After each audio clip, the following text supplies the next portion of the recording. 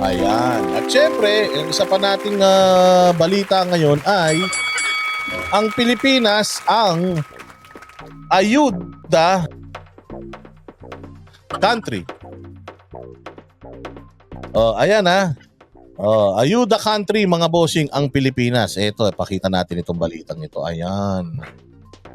Yung bang binibigay ng ating pamahalaan na ayuda ay ayuda o aksaya? Ano ba sa tingin ninyo? Tama po ba na napakarami nating ayuda form? Meron tayong 4Ps, merong tupad, marami pa, hindi ko na alam yung iba. Meron pang ayuda galing sa mga LGU. Tapos meron pa ito, yung bago, yung AKAP. Alam naman natin yung issue ng AKAP na yan. Diba? Yung issue ng AKAP na yan, mga bossing, talaga naman, sabi nga nila, hindi daw yan dumaan sa legal na proseso. Meron daw di umanong biglang insertion sa budget ng DSWD na hindi naman hinihingi ng DSWD kusang ibinigay sa kanila ng Congress. At pinirmahan naman yun, mga bossing, ng Senado. Goyce Backley, maraming salamat sa inyo dyan sa...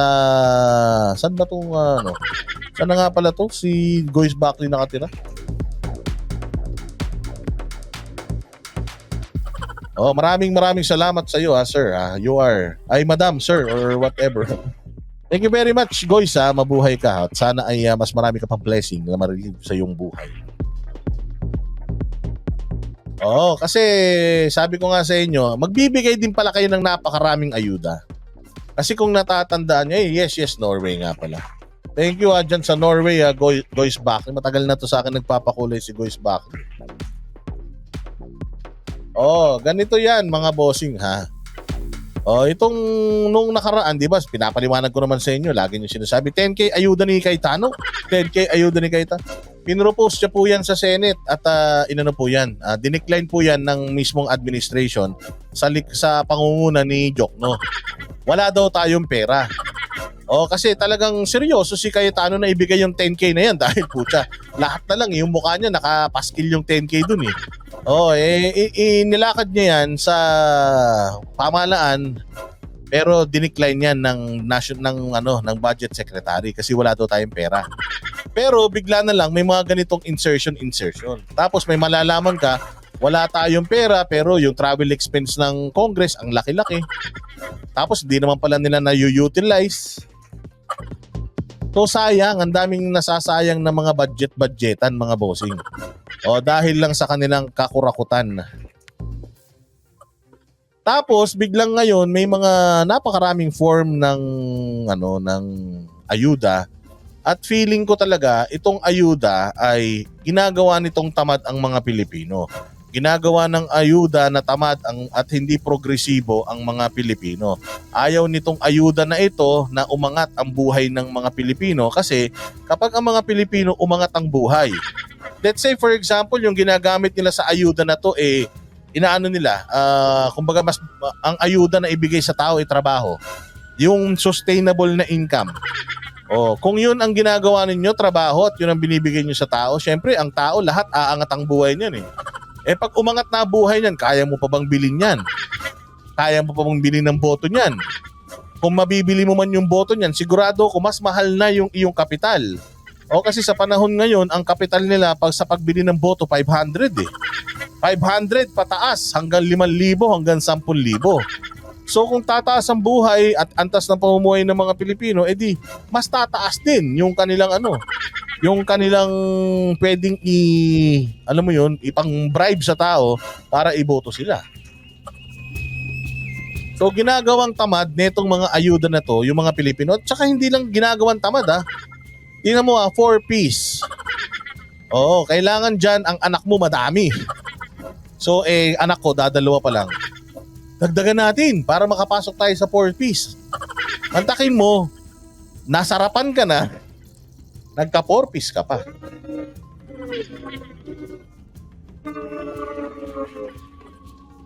So yes, tama.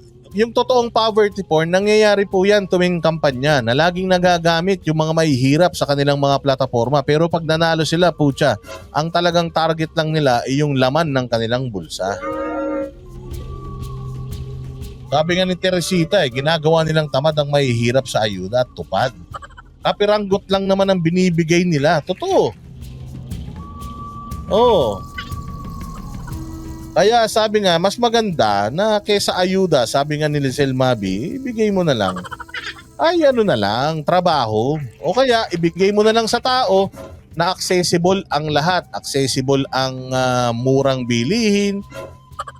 Tapos accessible ang mabilis na internet para sa kanilang mga online negosyo. Oo, ganun yan. So ito, pakinggan natin itong News Explained tungkol sa ayuda o aksaya. Ang ayuda program ng gobyerno ang isa sa mga pinakaabangan ng marami, pero ito rin ang isa sa mga pinaka-kontrobersyal. Paano naman? Daang bilyong piso ang ginagastos ng gobyerno taon-taon para magpamudbod ng pera. Minsan may mga kondisyon, kadalasan wala. Ngayong gabi, silipin po natin ang ilang ehemplo sa ibang Big sabi naman ito ni Mamadas, may vlogger daw na panay ang tanggol sa pulboron. Kung ayaw nyo dun sa information na binabato nila sa inyo, huwag nyo nang panoorin, na simple as that. Kung hindi nyo gusto yung naririnig nyo sa mga vlogger, just leave them. Napakalaki po ng mundo ng social media. Napakadami pong vloggers sa Pilipinas. Actually, sa buong mundo, bilyon-bilyon ng vloggers. Kaya kung hindi nyo gusto, pabayaan nyo na. Huwag nyo nang pinapanood. Sinisira nyo lang ang mood ninyo, tapos sinasayang nyo lang ang oras nyo. So, syempre, channel nila yun eh.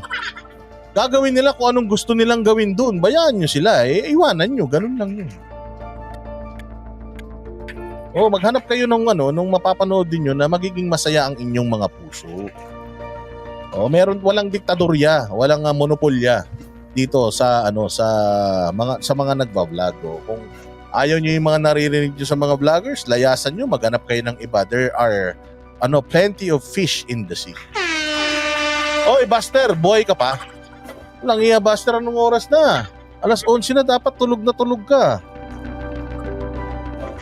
Ito kasi si Buster, medyo, alam nyo na, medyo malaki ang agwat sa edad natin ito eh. Pero hindi pa naman senior citizen yan si Buster, malapit na. Si Buster kasi, maaga nagigising niya, 3:00, nagwawalis na yan sa bakuran niya. Kaya bago matapos ang TV Patrol, tulog na yan. Kaya nga sabi nga ni Buster, yung mga ayaw nyo sa mga vloggers na yan, manood kayo sa kanya. Panoorin nyo si Buster, matindi yan. Bakit kayo magtsatsaga sa mga vlogger na ganyan? Dito ka na sa vlogger na maaga natutulog because may paniniwala si Buster TV na early to bed, early to rise makes an old man healthy and wise. Ganun yan ha.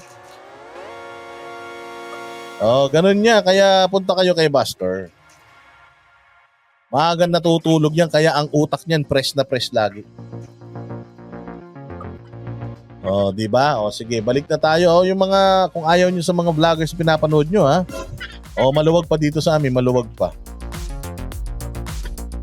Anong tanong ni Goyce Buckley? Ano yung tanong ni Buckley? Wait lang ha, balikan natin yan. Syempre. May tanong si Goyce Buckley wait lang. Asan yung tanong mo, Goyce Buckley? Hindi ko na makita ha. Kasi walang tanong yung mo yung pakulay mo eh. Ilagay mo ulit dyan yung tanong mo, Goyce Buckley. Pagkaya ko sa wag lang mathematics. Pagka mathematics yan. Pag mathematics, di ko masasagot yan. Sige. Tuloy natin ha. Nakakainit ng ulo, ayun na nga eh. Ipinainit mo ang ulo mo, Mamadas. Minsan ang tao rin, kasalanan din natin kung bakit tayo nagagalit eh. Alam mo na matraffic sa EDSA, mag-EDSA ka pa. Hindi ka na lang magloob-looban. Tapos magalit ka, walang hiyang Pilipinas to, wala na pag-asa, traffic. Paano nagsisiksikan tayo sa EDSA? Kaya kayo ang may hawak ng kaligayahan at kagalitan ninyo sa buhay.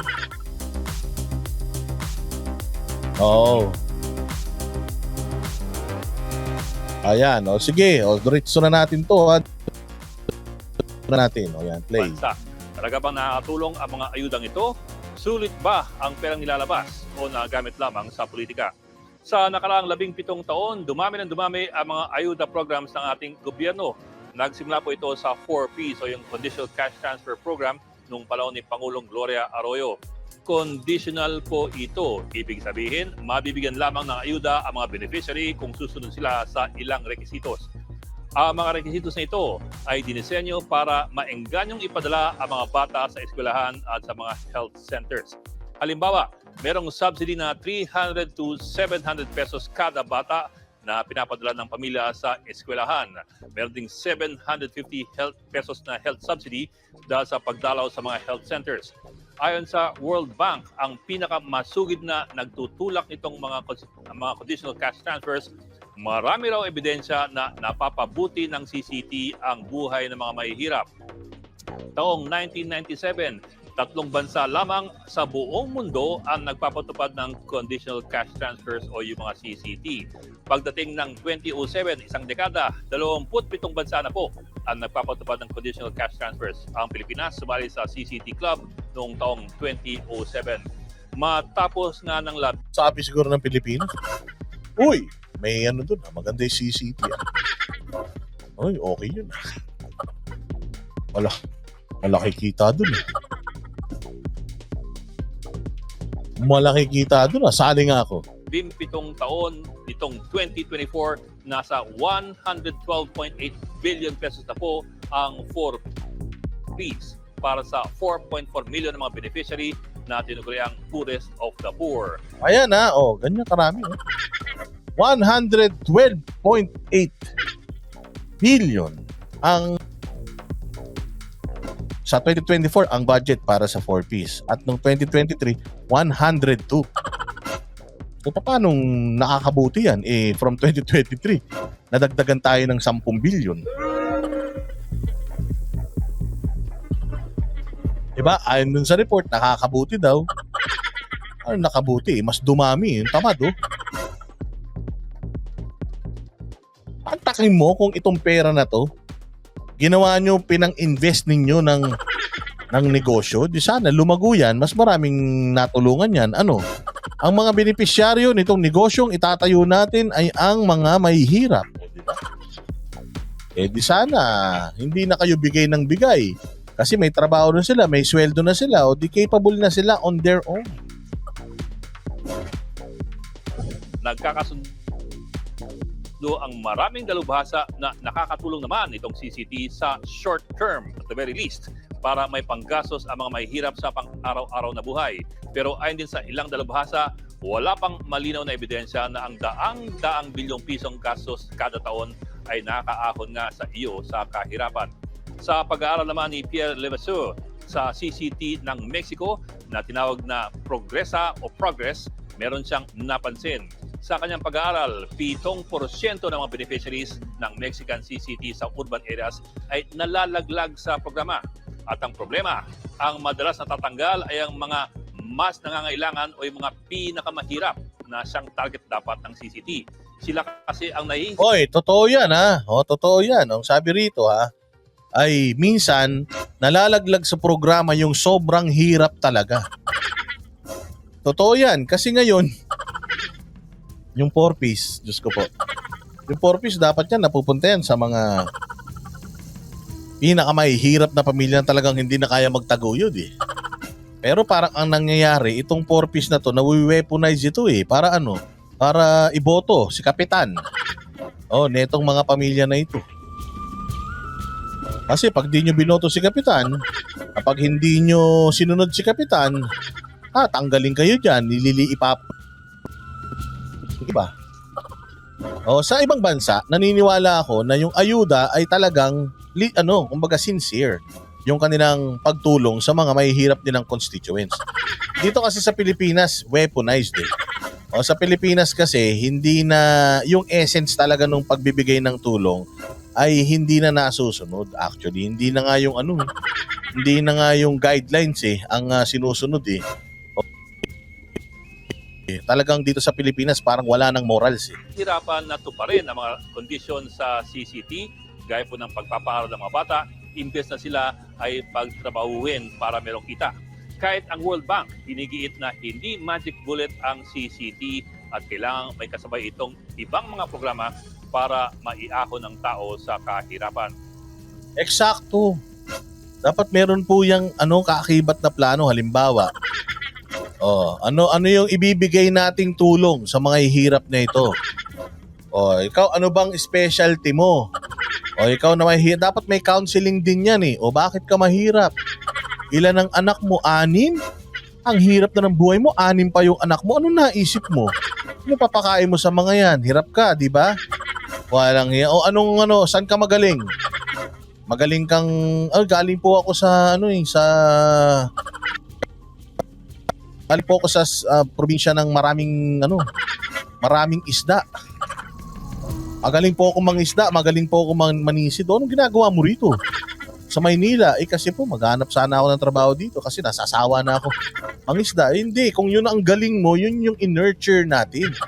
Kung ikaw magaling ka sa pagtatanim, yan yung in-nurture natin. Ikaw magaling ka sa pangi-scam, ikulong na yan.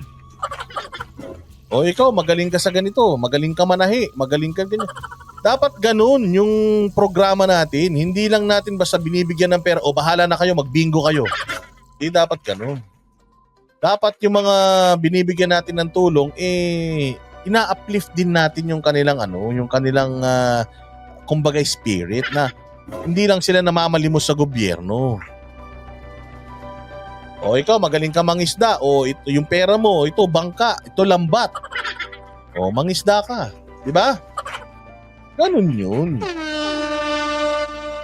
At 4 piece pa lamang yan na merong mga mahigpit na kondisyon. Sa Pilipinas, bilyon-bilyong piso na ayuda ang pinamimigay na walang ganyang klaseng mga kondisyon. Halimbawa, ang Targeted Cash Transfer Program. Maraming salamat, Russell Andaya. Nakakalungkot ang gobyerno natin. Mas madami mawawalan ng trabaho. 20 years na ako sa poultry industry. Pero masasara na ako. Grabe ang lugi dahil sa smuggling ng manok, baboy at isda. Grabe naman si Russell Andaya. Mawawalan na nga siya ng trabaho. Nagpakulay pa siya. Palakpakan natin siya. Huwag kang mag-alala, Russell Andaya. Huwag kang hihinto. Ganun talaga buhay. Kung talagang sabi nga nila kapag may nagsasara, pilitin nating magbukas para sa atin. Nakakalungkot yung balita mo, pero kasama mo kami na magpapasaya sa iyo gabi-gabi. Grabe ang smuggling at ang smuggling ng manok at baboy, isda at baka. Kaya daw nawawalan ng trabaho yung mga local farmers. Ganun talaga, yun nga yung sinasabi natin, hindi lang sa agriculture, hindi lang sa sa ganyan, sa isda, sa baboy, sa manok. Pati sa mga mga bigas, sa asukal, sa sibuyas. Actually, yun ang dapat na solusyonan ng gobyerno, hindi bigyan ng ayuda yung mga tao. Grabe. Di bali Russell Andaya, may awa ang Diyos. May awa ang Diyos. Program o yung TCT na tumakbo ng 6 na buwan mula kalahati ng 2022 hanggang umpisa ng 2023. 18 billion pesos ang inilabas dito para sa 10 milyong mga beneficiaries sa higit 2 milyong kabahayan. Ito po ay tulong pinansyal lamang sa sabi nila dito, ang dami nang nagsasara ng mga trabaho dahil sa gobyerno. Totoo naman. Sa totoo lang, ang dami pong magnanakaw noon. Ngayon, wala na. Wala na magnanakaw kasi yung iba nasa pamahalaan na.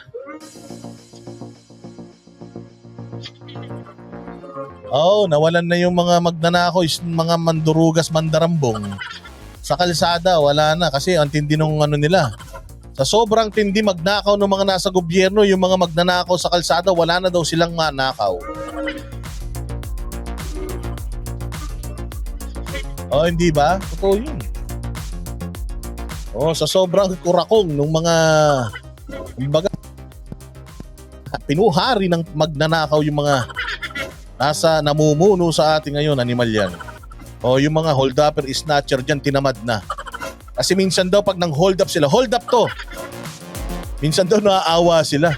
Wala akong pera, kuya, 20 lang. Kaya nga ako naglalakad para mas onti na lang yung pamasahing babayaran ko eh. O-hold upin mo pa ako minsan daw. Yung hold upper pa nagbibigay dun sa... Wala pa masahe. O ito, 100. Walang iya ka naman. Ganun yan. Ganun nakahirap ang mga Pilipino ngayon. Oo, nasawa na mag-hold up yung mga hold upper. Wala na silang makuha.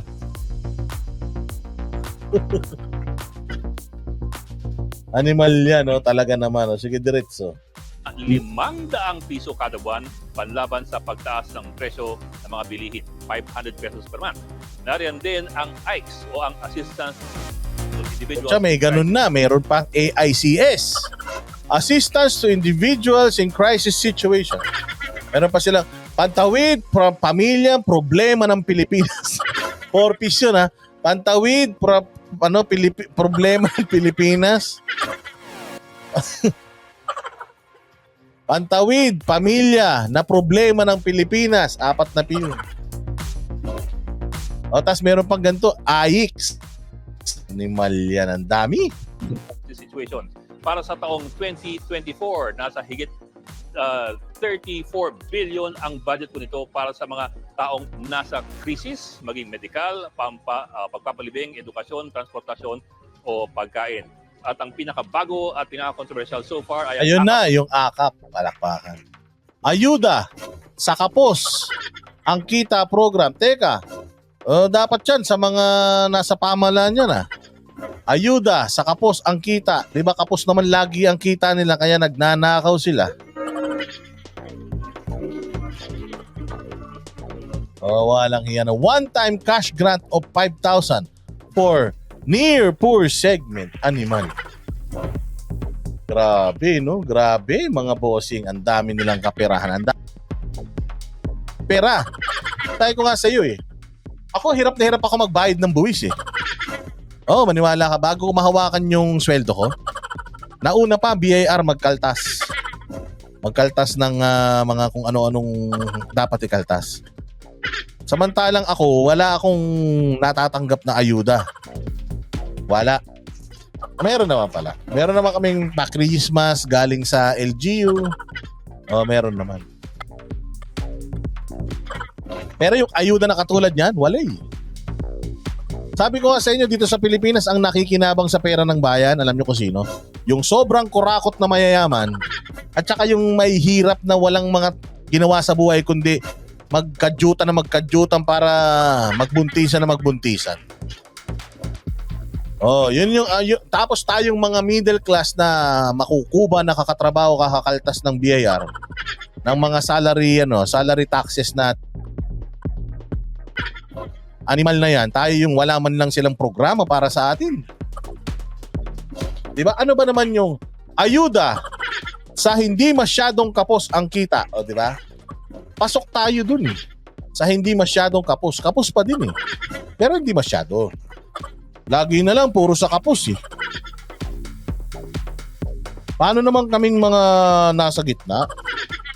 Kami naman. Balt ng buwis natin nanggagaling sa amin eh. Programo ang Ayuda sa Kapos ang Kita program. Ito po ay isang one-time big-time grant na 5,000 pesos para sa mga tinatawag na near poor o yung mga nasa borderline ng ating poverty line. Ano po ang ating poverty line? Well, ayon sa gobyerno, maituturing ka lamang na mahirap kung ang kita mo ay nasa 12,030 pesos per month para sa pamilya ng 5. Pumapatak po yan sa 400 piso na panggastos ng 5 tao kada araw. Kutsa, 401?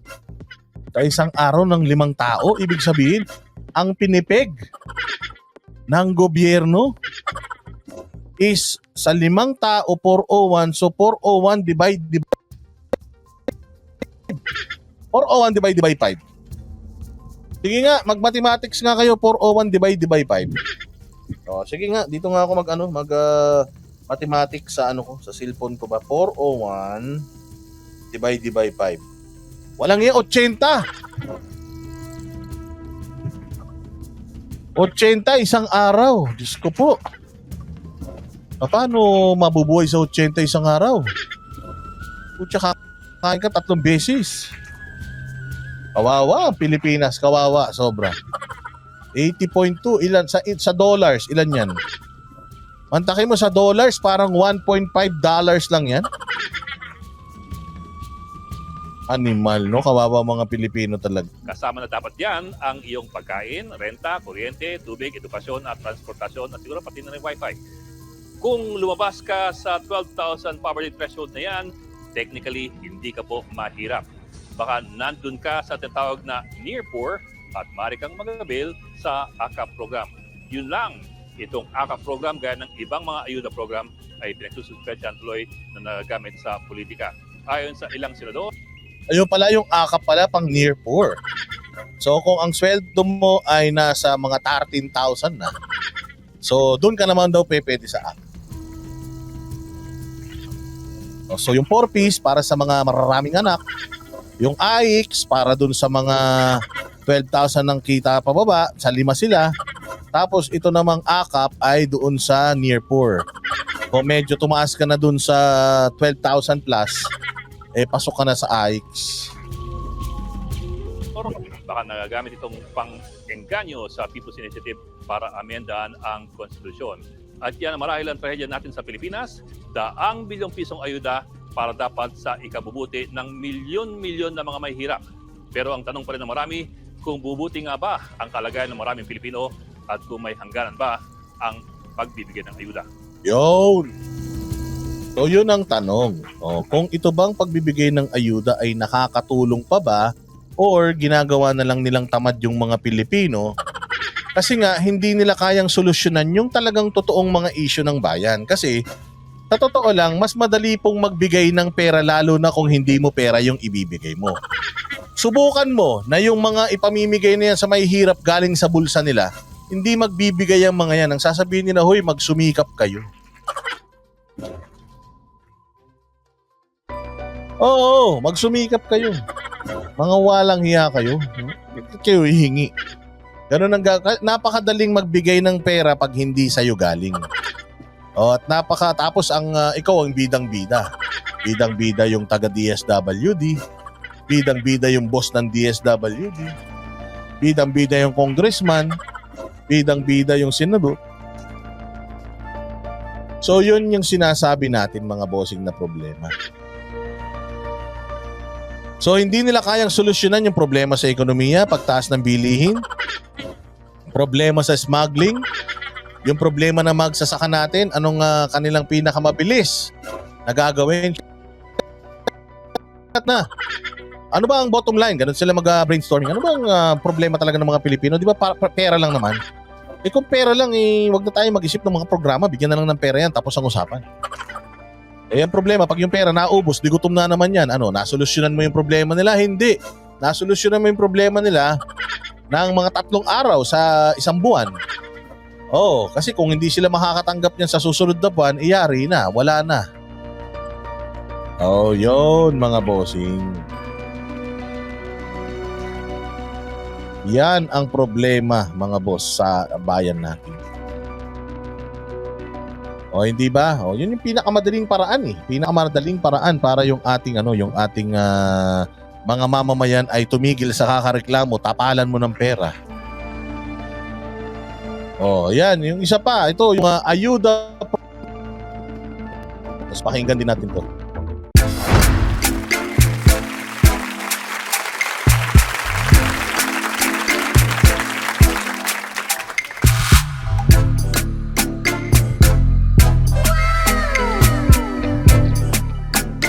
The next performance will start momentarily.